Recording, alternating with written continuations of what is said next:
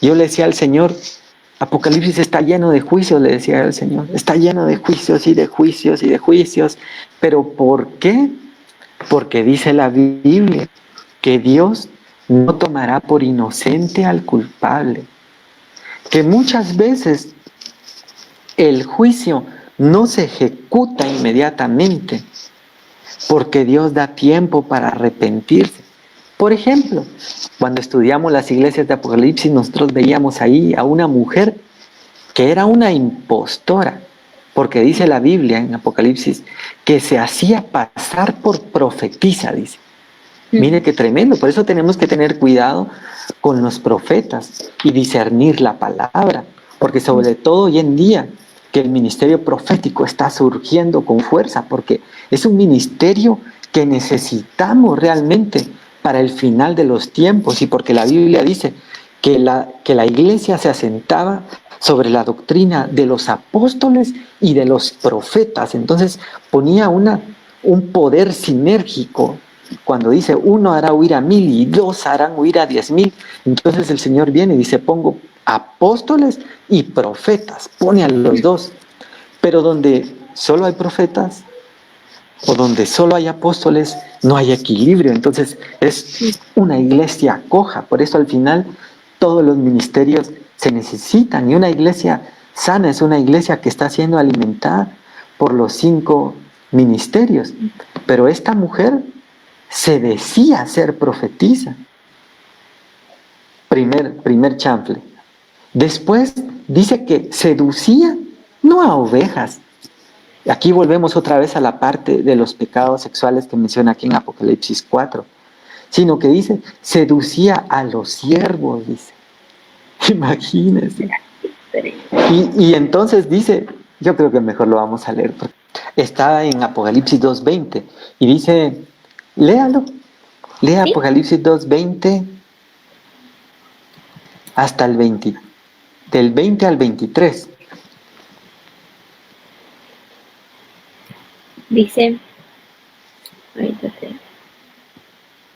Dice, pero tengo unas pocas cosas contra ti, que toleras que esa mujer Jezabel, que se dedica a ser profetisa, enseñe y seduzca a mis siervos a fornicar y a comer cosas santificadas a los ídolos.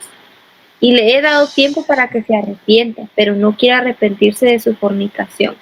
He aquí, yo la arrojo en cama y en gran tribulación a los que con ella adulteran, si no se arrepienten de esas obras, si no se arrepienten de las obras de ella. Dice después, y sus hijos herirán de muerte y todas las iglesias sabrán que soy el que escudriña en la mente y el corazón. Y os daré a cada uno según vuestras obras. Mira qué tremendo, porque nosotros podemos ser una cosa delante de las personas. Y incluso hay un dicho que dice, se puede engañar a todos algún tiempo. Se puede engañar a algunos todo el tiempo. Se puede engañar a todos algún tiempo, pero no se puede engañar a todos todo el tiempo. Tarde o temprano va a venir algo sobre nuestras vidas que va a sacar a relucir lo que había dentro de nosotros. Y entonces aquí dice que Dios es el que escudriña las mentes y los corazones y os daré a cada uno según vuestras obras. Y aquí digo yo, Señor, ten misericordia de nosotros. Ayúdanos a ser genuinos, sinceros delante de ti. No como aquella higuera que era apariencia, porque era una higuera llena de hojas. Y que cuando Jesús llegó a buscar fruto en la higuera, no lo encontró y por eso la maldijo. No la maldijo por no tener fruto, sino que la maldijo por ser apariencia, por estar aparentando lo que no era. Entonces yo le digo, Señor, ten misericordia, ayúdanos a ser genuinos, a ser sinceros, a ser verdaderos. Pero ¿sabe qué me llama la atención aquí de esto que usted leyó ahorita? Es que es impostora. Se está haciendo pasar por profetisa, está engañando a una iglesia verdadera, que está la iglesia de Tiatira. Y Dios ahí viendo. Y uno, a veces, cuando hay una injusticia o le hacen algo malo a uno en la iglesia o en algún lugar, uno a veces corre con Dios y dice, Señor, mira lo que me está pasando. Por favor, haz justicia, Señor, por favor, manda tu justo juicio.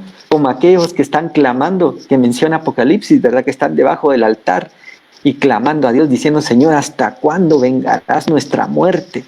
Y Él les dice, momento, espérenme tantito que todavía faltan algunos por morir. Entonces Dios es paciente, Dios tiene paciencia, pero ahí está engañando y Dios viendo y como que aparentemente como que Dios no hace nada.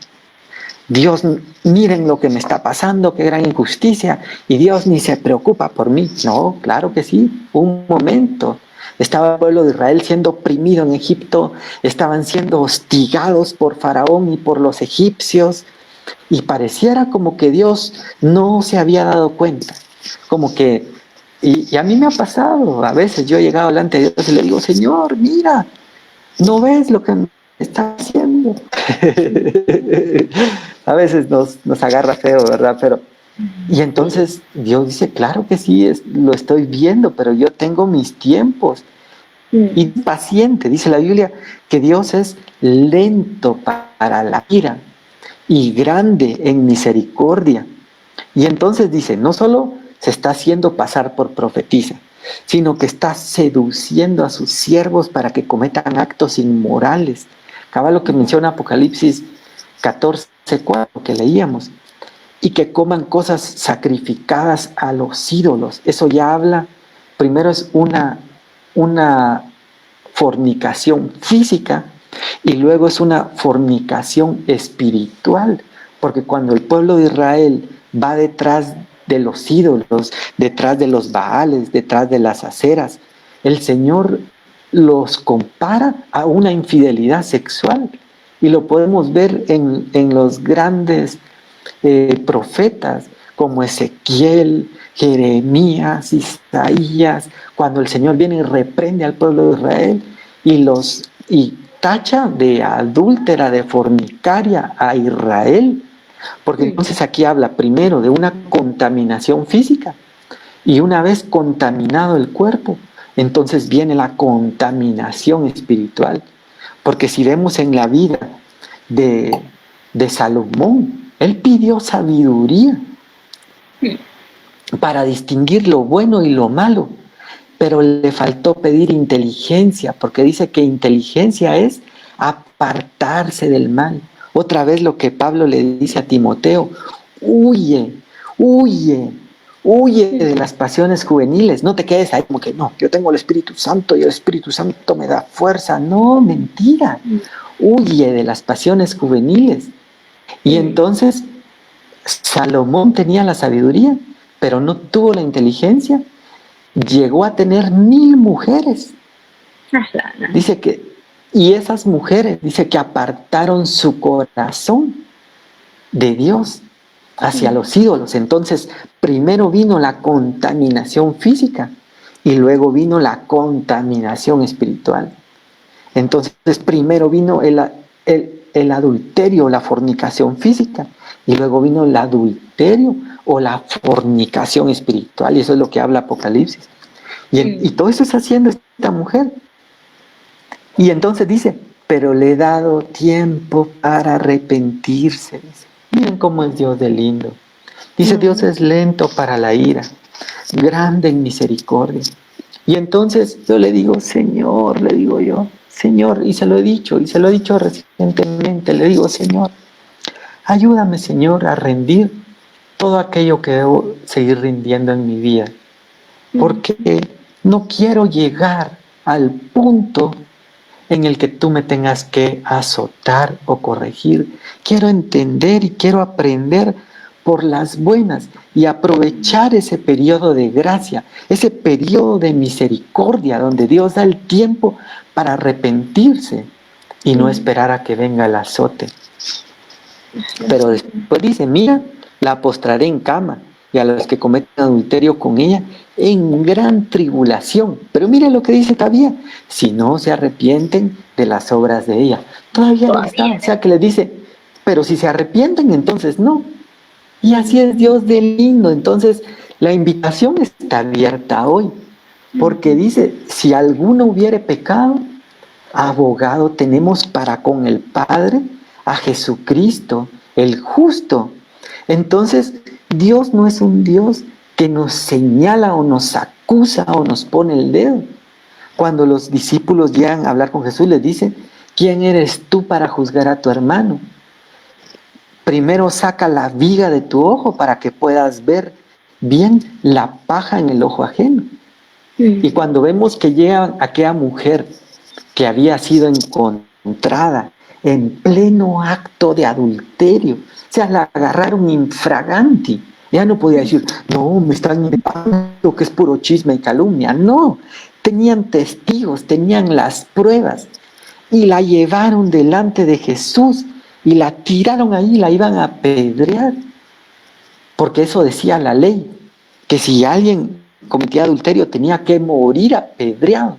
Y entonces todos agarraban su piedra y empezaban a lanzar su piedra, como sucede hoy en muchas iglesias, ¿verdad? Agarramos nuestra piedra muchas veces para acusar, para condenar, para señalar, cuando dice la Biblia, y vosotros que sois espirituales, dice.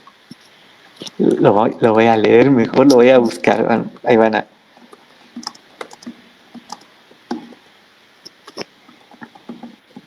Ahí va a ver qué lindo este pasaje. En Gálatas 6:1. Muy lindo. Porque mire lo que dice ahí la Biblia. Es que bien claro, ¿verdad? Sí. Lea hasta el 3. ¿Cuál? En Gálatas 6:1 al 3. Dice, hermanos, si alguno fuere sorprendido en alguna falta, vosotros que sois espirituales, restauradle con espíritu de mansedumbre, considerándote a ti mismo, no sea que tú también seas tentado. Sobrellevar los unos las cargas de los otros y cumplir así la ley de Cristo. Porque el que se cree ser algo no siendo nada, a sí mismo se engaña. La grande, mire qué lindo. Porque hoy en día en las iglesias se ha creído que ser espiritual es aquel religioso que dice, ¡ay, aquel pecador! Miren aquel, y que andan señalando. Fíjese que a tal punto que, por ejemplo, un salmista que yo aprecio mucho, que lo admiro mucho porque ha sido alguien que, a pesar de lo que ha atravesado en su vida, ha sabido sobreponerse, y recientemente se le ocurrió pintarse el pelo. Algo que, pues digo yo, no afecta, ni quita, ni pone. Como decía el hermano, nuestro pastor, el doctor Otoniel Ríos, el hermano Otto, decía, hay pecados que no echan humo, decía. A veces hay gente que aparentemente, como no está echando humo, se piensa que está en santidad y no es así. Y lo han agarrado muchos religiosos para atacarlo, para destruirlo, para ofenderlo. Y entonces, aquí dice, vosotros que sois espirituales, dice, restauradlo. Si hubiera necesidad de restaurar a alguien, restaurarlo, no destruirlo, dice. No dice, si aquel ya pecó, ahorita hagamos leña del árbol caído. Sino que dice, restaurarlo. Restaurar es volver a poner en su estado original, nuevo, como ya series donde salen aquellos carros viejitos y dice, bueno, vamos a restaurar este Corvette 67 o este Mustang 66 y le arreglan la pintura y lo vuelven a dejar otra vez como nuevo. Y eso es restaurar. Y dice, restaurable en un espíritu de mansedumbre, mirándote a ti mismo, dice, mirándonos a nosotros mismos, no sea que tú también seas tentado. Y como dice un dicho, a veces más rápido cae un hablador que un cojo. Por eso miren, Ani linda, a veces, muchas veces que hemos enseñado aquí, y a veces enseñamos lento, hablamos pausado, porque muchas veces no la pensamos bien qué vamos a decir, porque no podemos hablar charadas, como dicen. No podemos salir hablando de nosotros mismos, diciendo cosas, porque nos van a pedir cuentas. Entonces dice, vosotros que sois espirituales, restauradlo con espíritu de mansedumbre, mirándote a ti mismo, no sea que tú también seas tentado. Entonces, Dios quiere que si alguno ha sido contaminado en su cuerpo, ha sido contaminado en su espíritu, por fornicación física, por fornicación espiritual, pero se arrepiente, Dios siempre tiene una oportunidad abierta y por eso nos habla aquí en Apocalipsis nuevamente, en Apocalipsis 4:14 dice que estos no se contaminaron con mujeres, pero eso no quiere decir de que alguien que ya está casado, que está en su matrimonio, entonces ya se contaminó, no, ya lo aclaramos. Y también dice después, y en su boca no fue hallado engaño, están sin mancha, dice. Y eso nos habla otra vez de lo que hablábamos de la higuera, de ser genuinos con Dios. Pero yo creo que el equilibrio de ser genuinos, y con esto voy a terminar el día de hoy, yo creo que el equilibrio de ser genuinos, yo siempre he creído que una cosa es ser genuino y otra cosa es ser pelado, como decimos. Perdonen por la expresión, pero aquí en Guatemala, por ejemplo, se dice que alguien es pelado cuando dice, no, así soy, y así hablo, y es gente que se quita los límites, no se pone límite, tiene boca desenfrenada, dice, no, yo soy genuino, y por eso, pi, pi, pi, pi, y sueltan la boca y se vuelven pelados para mí. O sea, eso ya no es genuino, sino que eso es irse al otro extremo, decir, no, ya sí soy, y soy. Y yo creo que tampoco se trata de eso, sino que se trata de, como dice la Biblia, si alguno quiere venir en pos de mí, niéguese a sí mismo, tome su cruz cada día. Eso nos habla de llevar a la cruz, de crucificar, de rendir, de renunciar, de entregar delante de Dios. Tome su cruz cada día y sigan. Entonces, la demanda, por eso la demanda del Evangelio no es impuesta, pero sí es una demanda de consagración, de santidad. Ese es el llamado para la iglesia. Jesús viene por una iglesia, por una virgen pura, dice. Compara su iglesia otra vez con una virgen pura. Y cuando está hablando Pablo del matrimonio, dice, grande es este misterio, pero yo me refiero a Cristo y la iglesia. Y entonces hace esas analogías entre la relación conyugal y la relación de Cristo y su iglesia. Entonces, tanto como Cristo demanda una virgen pura, santa, que es su iglesia, creo que también demanda a todos los matrimonios, porque si es una analogía en dos vías, creo que hoy en día también más que nunca, y sobre todo hoy más que nunca, demanda a los matrimonios esa misma fidelidad, esa misma integridad. Porque si no podemos amar a nuestro hermano que vemos, dice, ¿cómo vamos a amar a Dios que no vemos? Si no podemos ser fieles al que vemos, ¿cómo vamos a ser fieles al que no vemos? Entonces hay una unidad. Por eso dice, glorificad a Dios en vuestro cuerpo y en vuestro espíritu, los cuales son de Dios. Entonces hay una unión entre lo espiritual y lo físico.